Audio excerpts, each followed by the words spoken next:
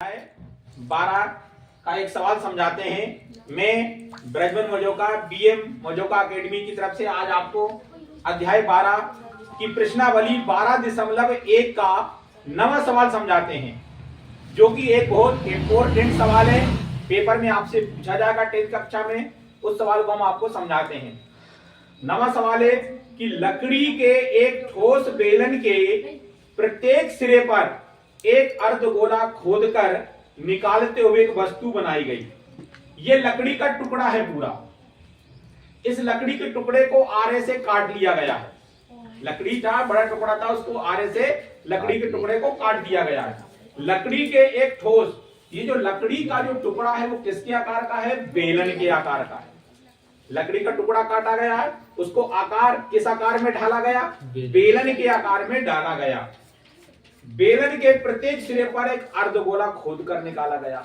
अब लकड़ी के जो टुकड़ा था, उस टुकड़े के दोनों सिरों पर लकड़ी को खोदा गया। जब लकड़ी को खोदा गया तो उसके अंदर एक अर्धगोला प्राप्त हुआ अपन को। दोनों सिरों पर, इस साइड से भी लकड़ी को खोदा गया और इस साइड से भी लकड़ी को खोदा गया। दोनों ओर से खोदा गया, तो जब लकड़ी को खोदा गया तो वो क्या बन गया? एक अर्धगोला बन गया। क्योंकि कप के आकार का हो गया तो वो क्या बन गया? अर्धगोला हो गया। निकाल के एक वस्तु बनाई गई। बेलन की ऊंचाई दी है 10 सेंटीमीटर। ये पूरे बेलन की जो ऊंचाई दी है वो कितनी दी है? 10 सेंटीमीटर। तो अपन लिखेंगे दिया है बेलन में h बराबर 10 सेंटीमीटर और r बराबर यानी कि त्रिज्या कितनी दी है? 3.5 सेंटीमीटर। ये h बराबर 10 सेंटीमीटर, चूंकि संपूर्ण ऊंचाई दी है बेलन की तो होगी 10 सेंटीमीटर। r बराबर हो गया 3.5 सेंटीमीटर। अब जो खोदकर अर्धगोला बनाया गया, जो खोदकर अर्धगोला बनाया गया, उस अर्धगोले की त्रिज्या भी क्या होगी? 3.5 सेंटीमीटर होगी। ज्ञात क्या करना है? जो लकड़ी से जो वस्तु का निर्माण हुआ है, उस वस्तु का संपूर्ण पृष्ठीय क्षेत्रफल ज्ञात करना है।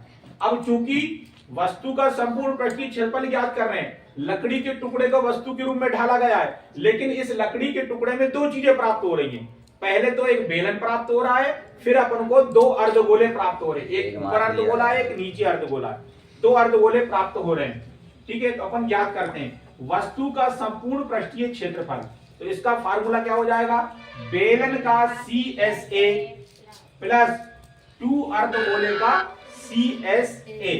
ठीक है, दो अर्धगोले क्यों ले रहे हैं अपन? क्योंकि यहाँ पर पहला अर्धगोला है, यहाँ पर दूसरा अर्धगोला है। दो अर्धगोले का क्या हो गया? CSA। तो बेलन का CSA का फार्मूला है 2 पाई RH। 2 का 2 लिखा। अर्धगोले का CSA हो गया 2 पाई R²। तो 2 पाई का 2 पाई, यहां अपन को पाई का मान नहीं रखना है, पाई का मान अपन को लास्ट में रखना है। 2 पाई का 2 पाई, R का मान कितना हो गया? 3.5 सेंटीमीटर। H का मान हो गया 10। 2 का 2 में गुणा करें कितना हो गया? 4 पाई। R का मान कितना हो गया? 3.5 इंटू 3.5। अब अपन इसका गुणा करते हैं आपस में। इन सबका गुणा करने पर आएगा 70 पाई, इन सबका गुणा करने पर आएगा 49 पाई। 70 और 49 को जोड़ देंगे तो 119 पाई हो गया। पहले अपन ने पाई का मान नहीं रखा था क्योंकि बाद में आसान हो जाएगा। तो 119 इंटू पाई का मान है 22/7। तो 22/7 रख दिया अपन ने। अब इस 7 से अपन ने 119 को काट दिया, डिवाइड कर दिया, भाग दे दिया। 7 का पाड़ा पड़ा, 7 एकम 7, बचे अपने पास 4, हो गए 49। 7 से 49। यहाँ कितने बचे अपने पास? 17 और इधर कितने बचे? 22। 17 और 22 का आपस में गुणा करेंगे तो 374 आ गया। तो अंत में उत्तर क्या आ गया? 374 सेंटीमीटर स्क्वायर। जब किसी भी चीज का संपूर्ण पृष्ठीय क्षेत्रफल ज्ञात करते हैं तो अगर अपने पास दो चीजें होती, उन दोनों को आपस में जोड़ देते हैं। जैसे यहाँ पर एक बेलन था, फिर बेलन से क्या निकले? दो अर्धगोले निकले। तो अपन ने फार्मूला क्या बनाया? बेलन का CSA प्लस दो अर्धगोलों का CSA। दो अर्धगोले क्यों लिखे?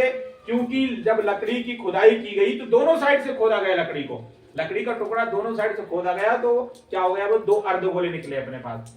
CSA का मतलब होता है कर्वेड सरफेस एरिया, हिंदी में बोलते हैं वक्र पृष्ठीय क्षेत्रफल। इसी प्रकार अर्धगोले का जो फार्मूला होता है वो 2 पाई आर स्क्वायर होता है और बेलन का जो होता है वो 2 पाई आर एट होता है। तो इस फार्मूले के आधार पे अपने इसको सरल तरीके से सवाल को हल कर दिया।